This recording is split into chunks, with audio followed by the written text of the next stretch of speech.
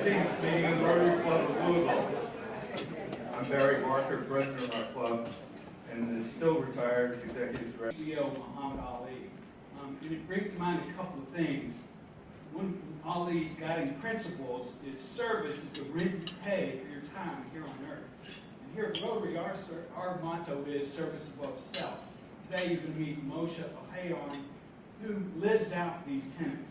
Moshe was born in Israel and moved to the United States when he was 8 years old with his parents, both of whom were teachers. He went to Columbia University and got a degree in applied physics. Go figure, applied physics. He then went and served in the Israeli army. He came back to the States, went to U of L, got a master's degree, and taught Hebrew languages and is an instructor there. He's a published author. Back in 2005, he began the local tutoring agency where he worked with students of privilege to help improve their ACT, SAT, their grades and GPA, and get them college ready so that they could go to some of the most select colleges in the country. In 2010, he started thinking how unfair this all was for these privileged young people to have access to opportunities that some of our kids in this city do not have access to. And not only did he think it was unfair, he decided to do something about it. He said that ridiculous disparity felt like a betrayal of the American dream that had brought me and my family here to this country. So he did something about it. So he started this group called Educational Justice, and I'm not going to steal Moshe's thunder because I want you to hear what these kids are doing, but I'm telling you, this is game changer. The very first kid that they worked with at Educational Justice, listen to this, changed her ACT score by 10 points. 10 points. That is game changing. We're part of something that's very special, and you're going to be contagious. You're going to catch the contagious fever that Moshe has when he comes and talks to us. He's won awards. The Center for Nonprofit Excellence awarded him its Pyramid Award for Excellence in Arts and Vision. The Community Foundation of Louisville said he is a force for good, and he is. The Harvard Graduate School of Education awarded Educational Justice an award Educational Innovation in Social Entrepreneurship. I'm trying to say that. Anyway, Moshe lives here with his 3 adorable children. Moshe is a motivational, inspiring do-gooder. Remember today, because you can say I heard Moshe speak way back when. I knew he was going to shock the world. Stick around until the meeting is over and the bell is rung, because you will hear an exciting announcement, and you can say, I am part of something very special. So without further ado, my friend Moshe.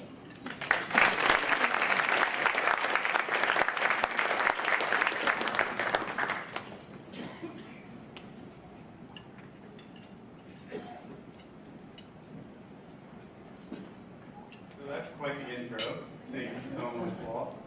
Very difficult to sit and listen to all that, right? I'm going to pace. I'm sorry, I'm a pacer.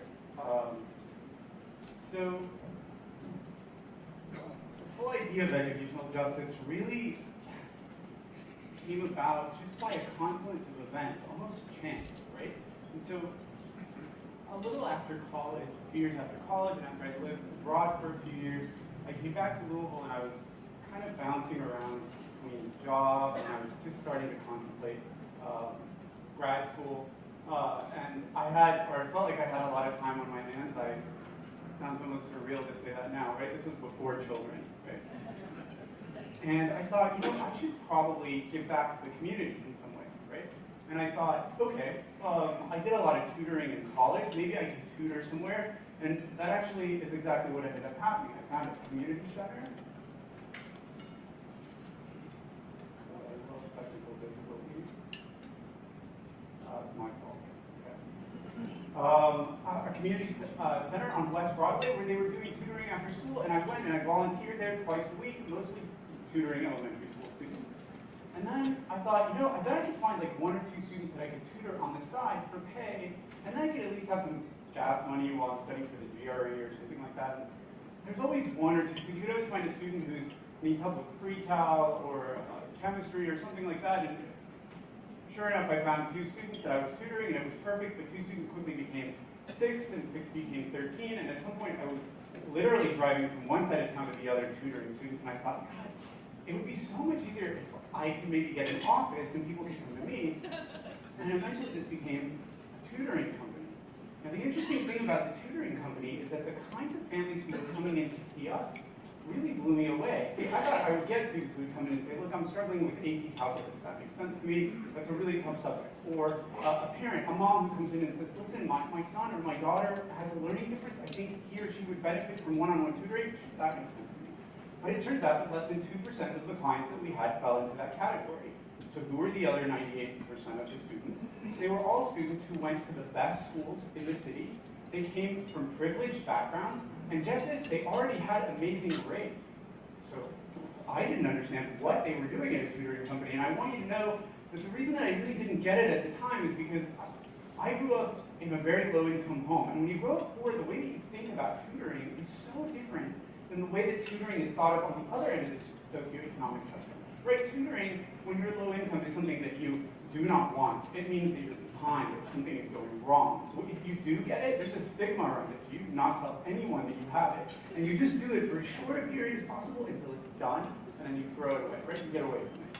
But on the other side of the socioeconomic spectrum, that's not what happens, right? Like, people get tutoring all the time. And I mean, it starts when they're kids, little kids, and it's not always called tutoring, it's called enrichment. Or when they get to like elementary school, they're going to Kumon and they're doing a million worksheets, right? And then when they get to middle school, they're going to all these camps where they learn to code or they learn Japanese. And when they get to high school, they show up at an elite tutoring company, and what they want is essentially one of two things, right? 20% of the clients want their kid to get into one of the most selective colleges in the country, right? The Ivy Leagues and such, right? And we got so good at doing that that the letters of acceptance now cover the walls of the tutoring company. But if you actually look very carefully at the letters, you'll notice that 80% of them are not from Dartmouth or MIT, or right? They're actually from really, really good state schools, right? Usually honors colleges. But what you see in the letter is that there's a substantial scholarship associated with it. Why? Because 80% of the clients, that's what they wanted. They wanted a scholarship. Now, this in itself was already baffling to me because, again, these are families that could afford college, so I just didn't understand why they needed a scholarship. And it took me a while to figure it out, right? Like, Walt made me out to sound like I'm a pretty smart guy, but it took me 9 months to figure this out, right? And I'm thinking, oh, maybe it's the prestige. What is it that? It's not. It's just basic number sense. It makes sense for a family to bring in their kid and spend $2,000, $3,000 on tutoring so that we could get them $30,000, $40,000, $50,000 a year times 4 in scholarship money, right? And so I have friends around the country around this time who were like calling me and saying, hey, how is that tutoring business going, right? And I would say, oh, I'm not a tutor. I'm an investment broker, right? I just get a huge return on investment from my clients. And we would laugh about it just like you guys are talking, right? But it got harder and harder to laugh at this joke. And the reason is that at the same time this is happening, I'm still volunteering at the community center downtown. Now look, all of us know that there's inequity when it comes to American education, right? You don't have to be an educator, you don't have to be in the sector to know that, right? You pull a layperson off the street and they would know that. But for me, I was getting whiplash, toggling between extremes on the socioeconomic spectrum, sometimes on the very same day, right? I would have students at the tutoring company, and I mean, these are students who already have good grades, and on top of that, they're getting, right, really the best kind of additional educational support, right? And it's these ingredients that kind of come together, right? The best kind of support is where you have really a skilled tutor, and it's one-on-one tutoring, and it's tutoring every single week, like regularly, and it's for the long term, and you keep the same tutor, and you form a bond with them, right? And so what am I doing with that? Like, we're making sure that they get perfect or near perfect test scores, or they're making national merit, or they get amazing AP scores. But we're even doing, I had students where we worked on Euclidean proofs. I want you to know that you don't even do that kind of stuff until you're in college, and only if you're a math major, and these are high school students doing that kind of stuff. And then I would drive down sometimes on the same day to the community center, and I would have little kids, 3rd graders, 4th graders, and they're 3 or 4 grade levels behind. How can you be in 4th grade and be 4 grade levels behind? How do we allow something like that to happen? And the kind of tutoring that I'm doing, I mean, it's not Euclid. It's like stop the bleeding, like triage kind of, right? Like basic math, basic literacy, right? And this is crazy because at that moment I'm thinking, God, I need those 5 things, those like amazing things to put together, right? And that's not happening. Those things that you get at the tutoring company, the one-on-one, it's not happening, right? There's a few volunteer tutors. They're not necessarily skilled. They're not there every day to form a bond with that student, and it's certainly not one-on-one. And this kind of stuff starts to eat away at you, especially if you're like me, right? So you grow up in this country, you are fed this myth continuously, and it happened when I was a kid, and it still happens now, that we live in a meritocracy, right? We look students in the eye all the time, and we tell them, look, you have an equal chance at success. If you just work really hard and you buckle down, you have an equal chance at success. Walt was talking about this. Both of my parents are immigrants to this country. And we would sit around, right, like, sometimes like even at dinner, right? This is back in the 20th century when family dinners existed, right? And my parents would say, you know, you're in America. You have as much of a chance to succeed as anyone else. And I love my parents very much, but what they believe is a lie. And we saw that every day at the tutoring company where families came in and bought advantage when it comes to education. Now this bothered me and a few of the idealistic tutors that worked with me enough that we said, look, we got to do something about this, even if it's just something small. We can't solve educational inequity, but we can do something small for the community. And we decided, look, let's put together this idea. We called it educational justice. It wasn't an organization at the time, right? It was just kind of like a club. And we said, look, we have a tutoring company. Let's go and find, right, struggling but motivated students from low-income homes and bring them to the tutoring company and on a full scholarship and give them the works, everything that the privileged students get. And we'll try to match the results, right? And at least let's go ahead and try to make sure that they can get a full scholarship to college, just like 80% of the clients of the tutoring company. And every single student that we brought in got a full scholarship to college. Now I want you to know that this is remarkable for most people. They think it is, but it isn't. It's just something that we routinely do at the tutoring company. The only thing is, right, if there's a financial barrier, I'm just not going to get to that student ever. But I will say that we noticed at this stage, God, if we could get to these students earlier, if we could get to them in middle school, it would be so much better because under-resourced students come in with much greater learning gaps. And we managed to do that somehow, but it was a ton of work. What was remarkable, though, is that we started to notice that with this group of students, we started to replicate even the results of 20% of the clients. In other words, they were getting into the most selective schools in the country, too. And we had students who were getting into Ivy League schools. And so at this point, you might say, oh my God, this is like amazing. You're leveling the playing field. It's so fantastic. And that's what reporters would come and tell me, right? If they're coming from Google Insider or the Leo or the Courier or whatever, and they're so excited because they're going to write this feel-good story. But the truth is, we felt like this was a failure. And right, the reporters are looking at me like, what are you talking about? This is phenomenal. And please, don't get me wrong. This is incredibly transformational for these students. We bonded with these students in the biggest way, and their life trajectories have been completely altered. But the truth of the matter, it's a failure because it's just a drop in the bucket. We tried to estimate how many families, how many students could qualify for this program in Louisville alone. It's tens of thousands. We weren't catering to tens of thousands. We weren't even catering to 1/10 of 1% of that number, right? And when you think about this problem nationally, it is a growing epidemic. It is completely out of control, and most people just bury their heads in the sand about it, right? The majority of students in public schools today are low income. It used to be a minority, and that percentage continues to grow. We're talking about over 25 million kids. So we just felt like this is a drop in the bucket. We got to get to more students. This isn't working. And so we thought, okay, let's just do classes. Like classes is a great way for us to get to a lot more students. And the schools were asking us around this time if we could do that. And we thought, yes, let's go ahead and organize some classes. So we organized some math boot camp classes for middle schoolers, right? Because we wanted to go ahead and try, hey, if we get to students at the middle school level, do we get better results? And we did start to see that. And then we also did other kinds of classes, like a test prep course, right? These are courses that we did at local high schools. And I want you to know that the way that test prep is taught at public schools is such a nightmare. And I went to a public school, and so it's the same stuff, right? Like, this is what test prep sounds like at high school. It's, listen, the ACT is next week, so make sure you get a good night's sleep. And make sure on test day that you eat a good breakfast. And you should bubble in every letter or every answer. So I want you to know the way that I tutor students at the tutoring company is radically different than that. It's all about strategics and how things work. And so we thought, this is so great, we're going to be able to get those things to students who would never be able to afford to come to an elite tutoring company, and this is going to be so equalizing, it's going to be fantastic.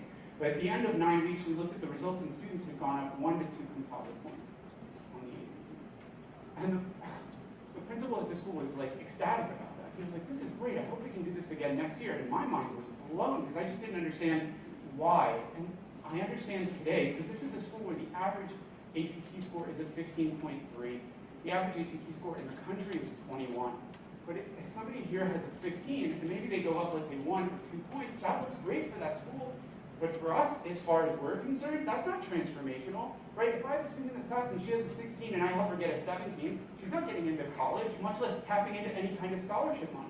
And so this just felt like a failure, and it was essentially the age-old quality versus quantity problem, right? You could get amazing results if you have quality, if it's one-on-one, right, every single week for years. But then, how many students could you possibly reach? Or you could do this. I mean, I could broadcast strategies out all day long, but then the results are going to be attenuated because there's so many students and it's not one-on-one. And it seemed like there was no way to really solve this because, right, you just had to choose. But then something really remarkable happened, right? So the college application season came around again. And so it's really interesting what happens at the tutoring company. Some of the most highly accomplished high school students that we have in the city come to the tutoring company and they feel like they've done everything right to earn a spot at one of the most selective schools in the country or at an honors college or something like that, right? And they have amazing grades, they've taken the most rigorous classes, they do a ton of extracurricular activities, they're usually leadership in those clubs, right? You know what I'm talking about, it's like sport. They do everything, they do community service. And so I had a student who came in at that time and he was like, listen, I'm freaking out because I know what the odds are. Even though I've done everything right, there are 30 to 40,000 other students who look exactly like me, and they're all applying to the same schools, and chances are I'm going to get a no. And he's right? When you're applying to the top schools, that's the case. And so I said, okay, let's take a look at like the Common App. Why don't you tell me what you do for community service? Maybe we could write about it for one of your college essays or something. And I know that you do it, service hours are required. Tell me what you do. And he said, I actually volunteer at Soup Kitchen. And I was like, this is good. Okay, I was like, fantastic. Tell me a little bit about your work at the Soup Kitchen. Tell me about the people that you serve there, the way that you interacted with them, the way that you view the world differently now that you've done this kind of service. You can write about it for one of the supplements. And he said, I wouldn't know because I just stacked cans there. And I was like, what? What are you talking about? This is a really high achieving student, right? One of the best students that I had that year. And he's like, yeah, he starts explaining to me, yeah, so peaches go on top, and then on the second shelf there's like corn, and my mind is spinning, right? And I'm thinking, God, this is a student who's so bright and had accumulated so much academic expertise by the time he was a senior, and he clearly was willing to do community service, but the community service wasn't taking advantage of that academic expertise. And I thought, God, I wish I had him to help us tutor, but how much of an anomaly is this? And we started to ask one student after another. I had a hidden agenda that semester with every client, and I would ask them, and they would all say, I paint a fence for a local church. I work on this code drive, and I organize all of these codes, or whatever the case is, and they're all for good causes, right? But it's not using their academic abilities. And it's funny, because this happened to me back in high school. Right? And I just thought it was an anomaly, but it's not, right? Like they really, right? In National Honor Society, they pick like the brightest students and they put them all together, and I was like, yes, this is so great. And then they asked us to sell carnations, right? And it was for a very worthy cause. And I think that's precisely what obscures it, right? The worthy cause protects the problem from criticism, right? So then you don't actually inspect it, you don't look closely. But the truth is, there was a huge missed opportunity there, right, with all of these bright students. And I'm talking about, this is a situation where, at best, it's a human resources blunder of the greatest magnitude, and at worst, it is a missed opportunity to correct one of the greatest injustices that we continue to suffer from in our society. And so what we thought is, look, we have to tap into this resource in some way, and the idea we came up with was, let's create a new kind of honor society. I'll tell you this, okay, I'll give you one more story. So this is one of the stories that the high schoolers love the most, and so I'll tell you just because it shows the ridiculousness of the situation. I had a student at Ballard, amazing student, and she was just good at everything, good at math, good at history, good at everything. And she came in and she said, look, help me with the college application. And I was like, let's write about something that you did. And she said, well, I raised over $2,000 for the National Lymphoma Society. And I was like, this is amazing, let's write about that. And she said, well, let's just not tell them what I did though there. And I was like, I don't understand. And I'm like, you put this together, you did the fundraising. She's like, no, I was Freddy Krueger victim number 2. She's right, we did not mention that in the But she's at Princeton right now. And there are superstar students like that everywhere right now in schools in our city throughout the entire country, and we are losing that opportunity. So the idea we had was we create a new kind of honor society, right? We upend the honor society system and we call it educational justice activists. Essentially, this is what we do.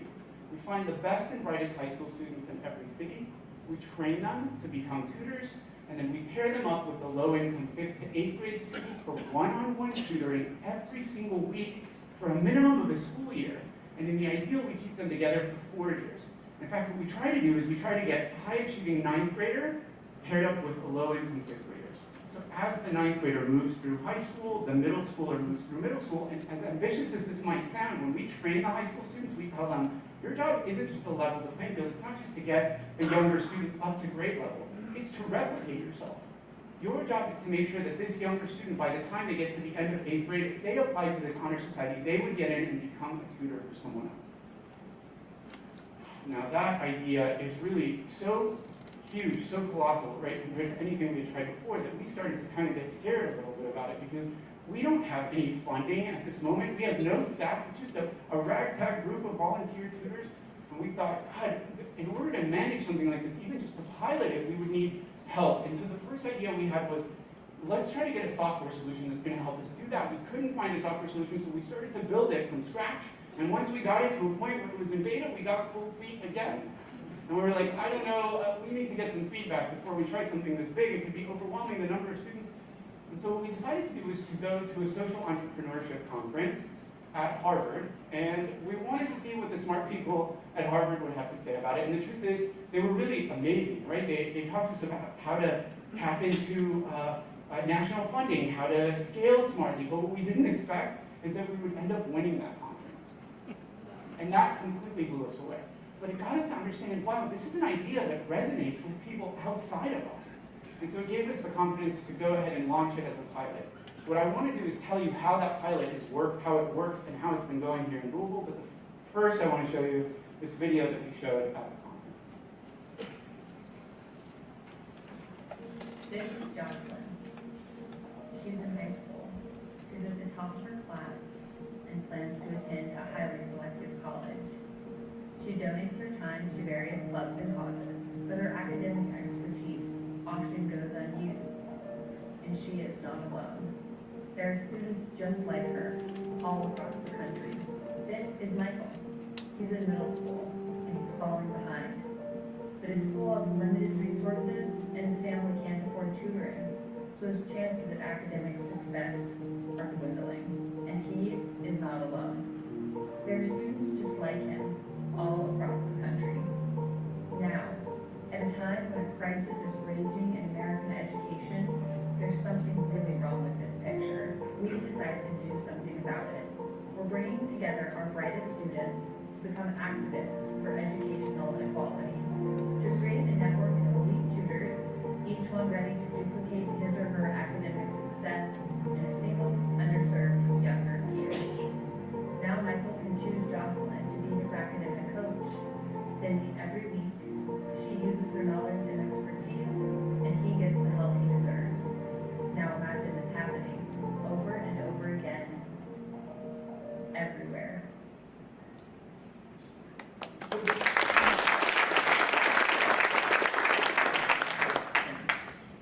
the really great thing about this concept, right, is that what's really remarkable is that it's possible, if this works, if this experiment works, that you could have quality and quantity.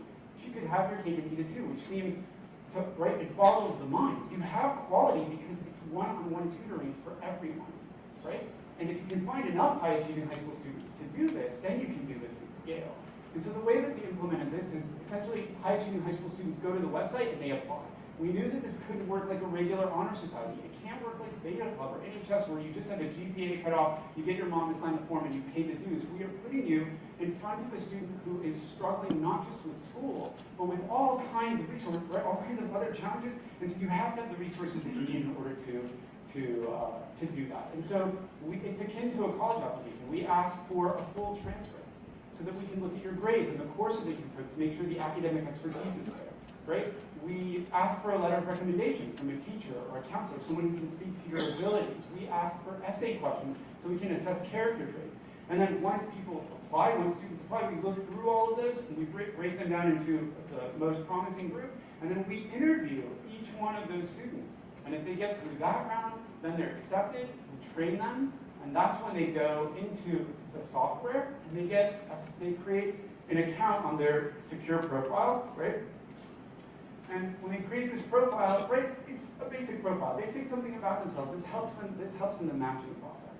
They say a little bit about, I don't know, their favorite subject in school, their least favorite subject, their favorite food, but they also, because high-achieving high school students are so overbooked, they also get to select times when they can tutor, right?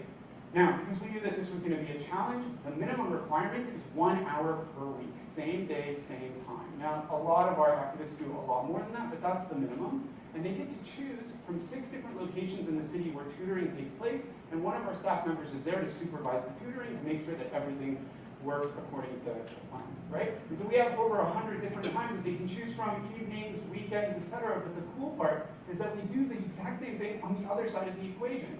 Low-income 5th to 8th grade students come in with their parent, they meet with one of our staff members, they create a profile, and they say something about themselves, and they choose a cute little cartoon avatar. But once they're done and they activate their profile, they get access to all the unpaired tutors' profiles, and they sit there and read them until they find someone that they believe that they connect with, and they choose their tutor. And once they do, that tutor is available for no one else, and that student gets tutored by no one else. So this is what it's looked like in the last 4 years, right? We've now run this pilot for 4 years in Louisville, and it's grown tremendously much faster than we ever expected. I'll actually show you the numbers in a second. But the students that we had on the high school side have gotten into just about every college that you could think of, right? And the truth is, look, I knew that this was going to be something that was going to resonate with colleges if our students put it on their application. Why? So I've done this stuff for so long, and colleges are so tired of high-achieving high school students sending a laundry list of activities when what they really want to see is 2 or 3 things that applicants pour their heart and soul into. And this is something that they can plug into that would do that. But we noticed that a lot of our high-achieving high school students in this program, they weren't just doing it for this. They were so thirsty for an opportunity to do something substantive with their time and to use their abilities. We even started to get letters of acceptance like this, right? So our activists would get letters of acceptance that specifically mentioned educational justice as one of the reasons that that student is being accepted. And that's when we knew that this wasn't just another extracurricular activity, that this is a movement. So the way that this has grown is pretty dramatic. In the first year that you're not even seeing on the graph, we call it year 0. The software wasn't working, it was broken, it was full of bugs, and I so wanted to test this, so I went to 6 students of mine at the tutoring company, and I said, I helped you survive physics, so I need a favor. And they're like, sure, what do you want? I'm like, I have this idea, I want to pair you up with, right? And so we had 6 activists and 6 achievers, 12 total students that year. But the next year, the software was working well enough that we launched it throughout the city, and we accepted 44 activists and paired them with 44 achievers, so 88 total students that year. The next year, it ballooned to over 250, and now we're at over 400.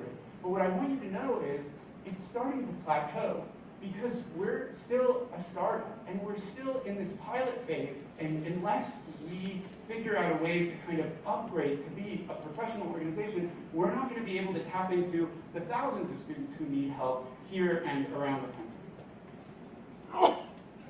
So you might end up going to a public library where you might see this happening. You're going to see pairs sitting together. They might be EJ activist pairs. You can look for this bracelet that a lot of them will wear, and you'll notice them.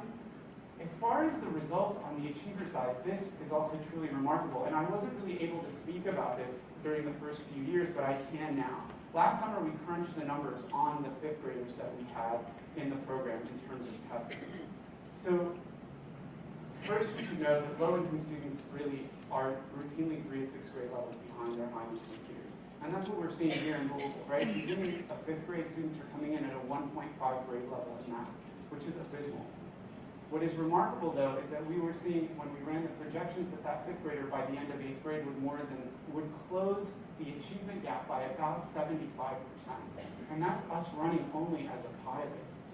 When we tried to rerun the numbers to try to see what if we ran at full efficiency as a professional organization, we think we would completely close the achievement gap.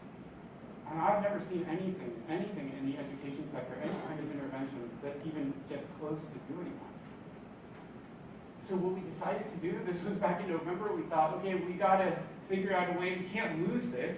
We have to figure out a way to move from this state to the next level. So we launched this really ambitious capital campaign, $3 million, which, I mean, I almost passed out when we got to that number, like I want you to know. But in 3 years, that's our job, is to try to professionalize this so that we can reach students everywhere, right? And we are already at the 50% mark, which is amazing, but we still have a long way to go. This is what the vision looks like going forward, right? What you see there in the top row is where we were, and in the middle is where we're going in the next few years, right? It's to redevelop the software. It's to get ready to scale this, because the truth is, there are high-achieving high school students everywhere, in Cincinnati and Omaha, and they're going to get out of school today, and they're going to sell cookies or candy bars, and it'll be for a good cause, but the question is that the best use of their abilities? And if we can scale this, we can reach a lot more students. When we ran the numbers on this, by the year 2050, if this is allowed to grow unfettered, we would reach over 1 million students. So that's the story of educational justice. And we hope that in the next 3 years, we can get it to that stage where we can start to scale it and reach other cities. Thank you.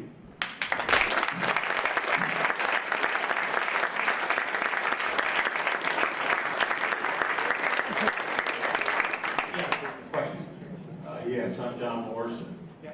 I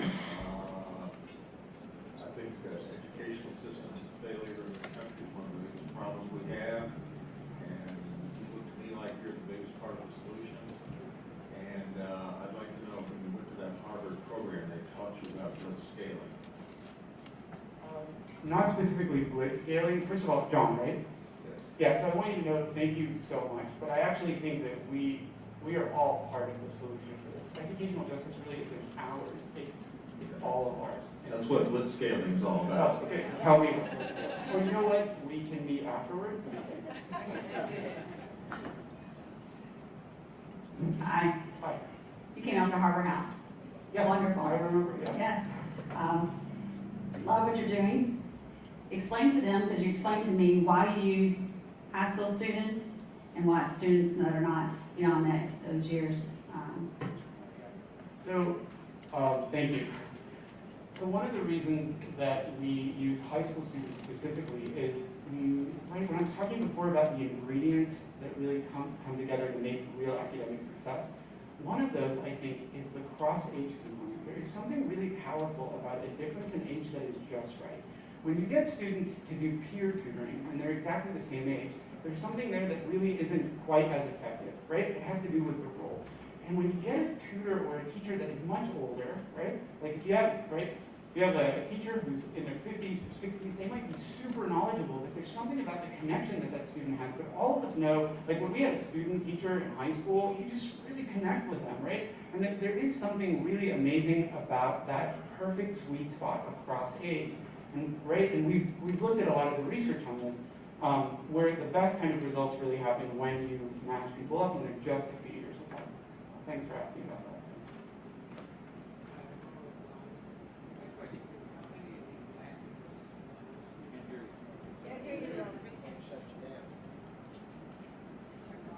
I can repeat his question. I can hear you.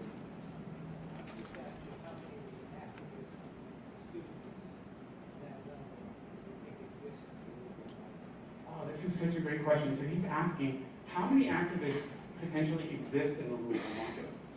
And so we think about this all the time too, and it's a really difficult thing to try to estimate, right? Because what you do is you start with, okay, this is like a physics, like Enrico Fermi kind of problem, right? So if you have right, you try to figure out how many high-achieving high school students do you have in the country or in the city in this particular case. And then how many of them are high-achieving? So you might take, let's say, the top 15%. And then what you have to ask yourself, and this is the tough part, how many of them could you convince to do something like this if it's competing with other kinds of extracurriculars potentially or something like that, right? We think right now, the closest model that we have right now is that we think that we can get to about 1,250, something like that, something in the 1,000 to 1,500 range of high achieving students. That means about 2,500 students in Louisville would be about saturation, but it's still a question. It's a good question. Yes. Okay. Hi, Julie Skoski. I have watched his progress over a number of years, and I can tell you he is the real deal. My question to you is, how do you donate? Julie, first, I love you, but I also love that you asked this question. So we definitely need help. We need help in just about every possible way that you can think of. But when it comes specifically to donations, you can go to our website and you can donate there directly, or you can come and speak to any one of us here. The board members will be so happy to hear from you if you want to donate here, and our executive director is also here and we can tell you exactly how to do that. Thank you. Moshe, try to speak up a little bit. Sure. I'm Chris Whalen, and as I look at your, first of all, this is short, thank you very much. As I look at your area model, it makes me think of my experience as a volunteer at Big Brother, Yes. program. And it was hard for me to believe that you could make that much of an impact with an hour a week for kids. Really, does make an impact. Yes. At-risk kids. So I'm interested in any other effects that you've seen from the social, emotional, other type of. This is a great question. So he's asking about the social, emotional kind of effects, right? Just from his experience in Big Brothers Big Sisters, which is such a huge organization and has a tremendous impact, right, in terms of mentoring. And we're seeing the same kinds of effects also, right? So those are the things that are the toughest to test. And even when you have social, emotional performance measures and right, that try to assess that, the truth is you can see, right? I can give you tons of anecdotes of like high school students, right? A student, for example, last year and a half ago at Trinity, right? Who came up to me after one of the trainings that the high school students had, and he said, I want to thank you for this. And I actually didn't even understand what he meant at first. I thought he was thanking me for the training, and I said, this is mandatory. Like you have to do. And he said, no, I need you to understand that this program, so he said, it's not that I didn't know that there was inequity in American education, but it was all academic for me. The way that I understand this now, I meet every single week with a student with Manuel, and I know what kind of an impact this makes. Students who have told us that they're changing what they plan to study, that they want to go into education policy, or the way these activists are going to be the next wave of activists, right? We called it that for a reason, because we know that they will be voices. And they're, right, you know that these are students who are going to be the leaders of every industry, regardless of us. Even if we weren't here, they're going to be the top of every industry in the next generation. So getting them to do this kind of experience now means that they will be voices for change in the future. Great question. Hi, I'm John Clark. I'm just a citizen. I'd like to ask you a question. With all the what state of Kentucky is struggling with charter school dilemma and closing schools or busing is caused. I mean, is some people's minds a root cause. Sure. It seems to me that what you are suggesting here, what you are working on here, is really where the rubber meets the road, and maybe a better solution than some of the things that we are hearing out of Frankfurt, and I'm curious if you've had an audience with Dr. Wayne Lewis or any of the folks down in Frankfurt about what you were doing. It seems to me this is where more money should be spent on something like this than where we are seemingly pointing our funds now. Yeah, so we haven't actually talked to anyone at the state government level. We've made quite a bit of headway recently with JCPS, but even that's tough, right? Because these kinds of systems have their bureaucracy, and that's actually the main reason that we chose to do this outside of the system. You were talking about charter schools. There's so much politics involved in that stuff, and it's just so many adults just at each other's throats. And that's fine, and for me, the way I look at it is you guys can just duke it out, but in the meantime, can I take this kid over here, right? Because we lose years, decades, right? And so that's why we chose to do this really outside of the system, but we would more than welcome an opportunity to partner with whomever, other nonprofits, government, whatever it takes just to reach as many students as possible. Thank you.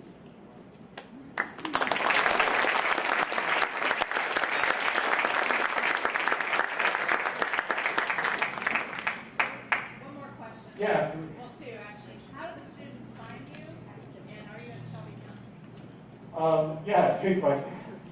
So students on both sides of the equation, so students can find us definitely on our website, but we do an immense amount of outreach, because if you just wait for somebody to bump into your website or find you via Google, so it's social media. We go out to schools and we present. We go to community centers and athletic events. We just go everywhere, churches, anywhere, in order to get families to know that this exists as a resource for their kids and for high-achieving high school students to know that the program exists. Right now the pilot is only in Louisville, but that doesn't mean that a person from Shelby County, as long as they're willing to come in order to do that program, it doesn't, I mean, if you want to fly in from Toronto in order to tutor and then go back, we will definitely take you.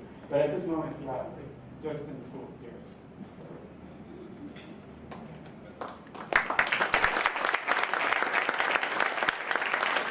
We add one more way to add donations to that list. You get an oversized check. That will not cash. I was once in a situation where someone gave out a check that actually had the right code on it. They very quickly came back afterwards and did that. But what you're doing is fabulous.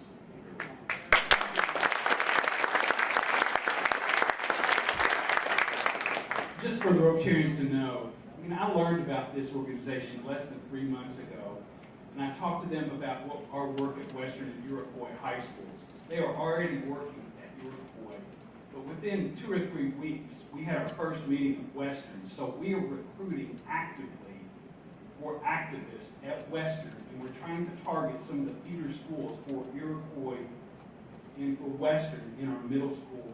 So this check is to help them with whatever they need, but they are helping us with our kids. And this is important. You need to feel proud today. And like I said in the beginning, I knew Moshe win. So today is that day.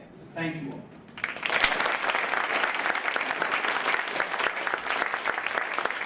So we could ask, once we adjourn, we could ask the folks, our guests today, to come up front so we can take a few photographs. Don't forget about Craig Sherman around. He's not around the corner yet. He's right here at the end. I'll let you know everything you ever wanted to know about Rotary.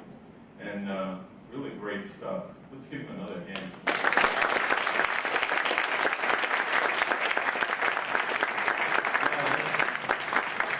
I won't make you sit back down if you stand up. So give him a standing ovation.